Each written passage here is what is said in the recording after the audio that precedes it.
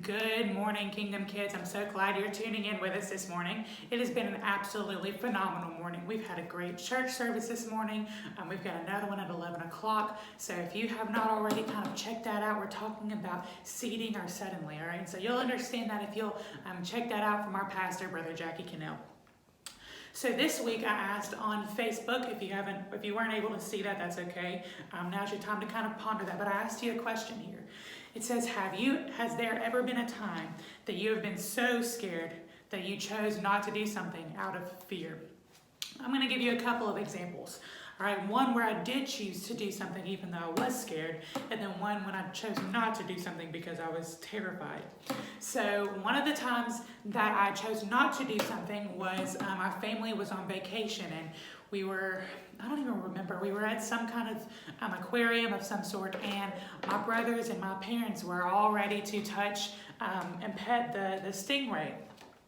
And I was not having a part in that at all. I did not want to do that. So I missed out on that opportunity. I did not at all touch one of those stingrays. So now my family can say, I've pet a stingray, but guess who can't? Me.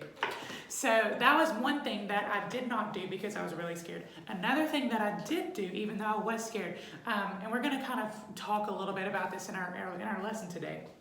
So when I was in I believe it was 7th or 8th grade, our youth group had went on a trip to Nashville.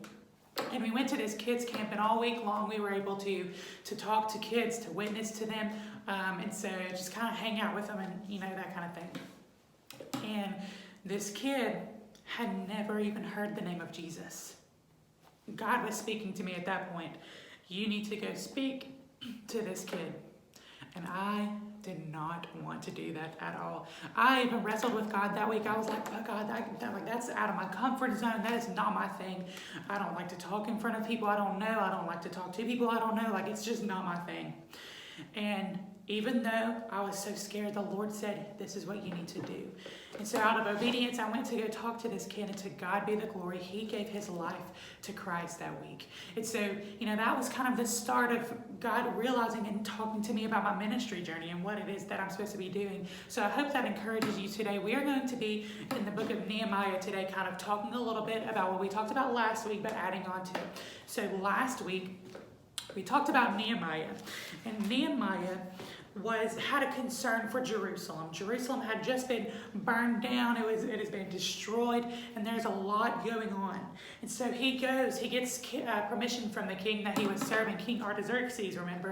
And he went to Jerusalem, and he had a plan that he was going to execute through all of this. And remember, he prayed and he asked God, and he said, Lord, give me the wisdom, give me the strength, give me the availability to go down to Jerusalem. And so what we see here is that he was dedicated in prayer. And so this week, we're going to be starting in Nehemiah chapter 3. We're going to kind of cover a lot of books at once, so get ready. So we are talking about rebuilding the wall of Jerusalem.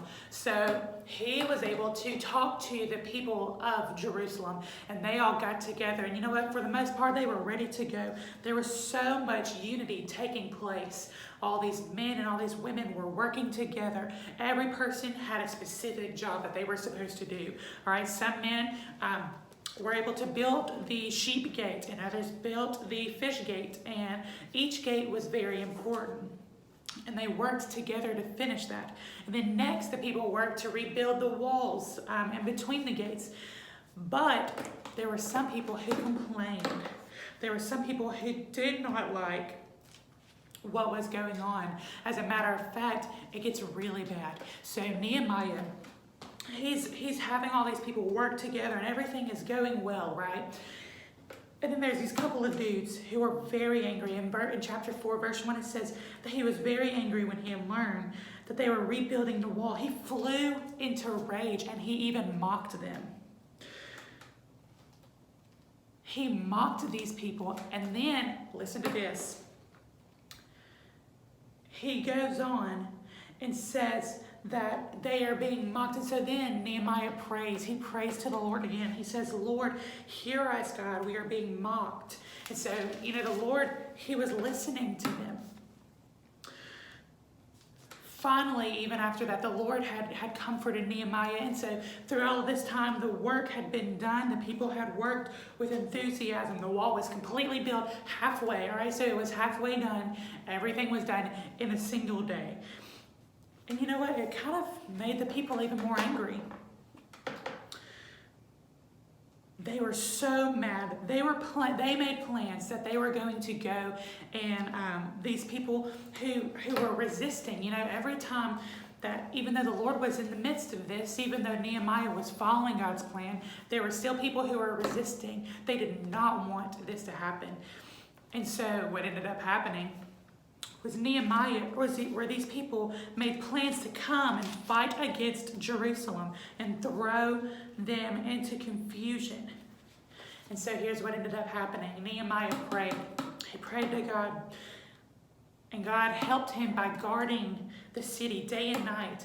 So he ended up, what he ended up doing, he did not stop working on the walls. These people threatened to even kill them. But he did not stop. Nehemiah did not stop working on the walls. And Nehemiah knew that these men that were attacking them, that were saying negative things toward him, he knew that they were scared and that they were trying to distract the people from what God had intended. So before long, the wall was finished. It had only taken 52 days. Now let me tell you, to build a wall around an entire city, it would usually take a lot longer than that. And so it's a huge deal. 52 days, God guided Nehemiah through really, really tough times in his life. When Nehemiah's enemies found out that the wall was complete, they were scared. Even Nehemiah's enemies knew that the work had been complete because God was with his people, helping them and helping them to obey him. You see, this whole time we see a connection here. Nehemiah goes through problems. There were issues that were being faced. What did he do? He didn't back down. He didn't say, I'm done. There were many different times in this scripture that Nehemiah could have said, I'm done. I can't do this anymore. Yet he relied on Christ. He prayed and he asked God, I just need you right now.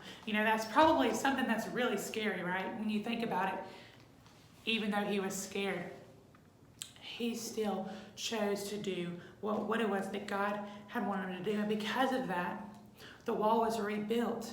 These people that were trying to resist, they ended up becoming afraid. The Israelites then gathered to celebrate what God had done. Singers gathered with cymbals and harps and lyres, and people climbed to the top of the wall. One group walked on the right, and one group walked to the left around the wall. They sang praises for what he had done. So guys, here's what I want you to get out of this week.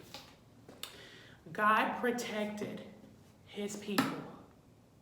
Hear me again. God protected his people. Nehemiah could have been scared, and he probably was. I know I would have been if I was in his place.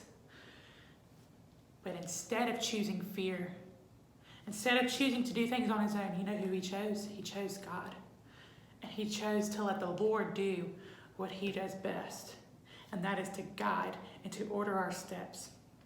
Here's the thing, guys. We are called to submit to God. And when we submit to him, he is the one who is able to do these miraculous things. Sometimes, I know I'm really guilty of this. Sometimes we try to do things on our own strength. But guys, we can't do that. It's not for us to do on our own strength. We have to rely on Christ. So I thank you so much again for tuning in. Guys, we love you. And we are excited to see, even though we might be scattered or we are assembling together, but we still have to have social distancing and all of this different stuff. Guys, we know that there is a plan. God has a plan. He's not surprised. He's not caught off guard about any of this. So we know that we cannot choose fear. We have to choose God. I love you guys. If there's anything that I can do to pray for you guys, to reach out, or whatever it is that I can do, just let me know. I love you, and I will see you guys next time. Bye-bye.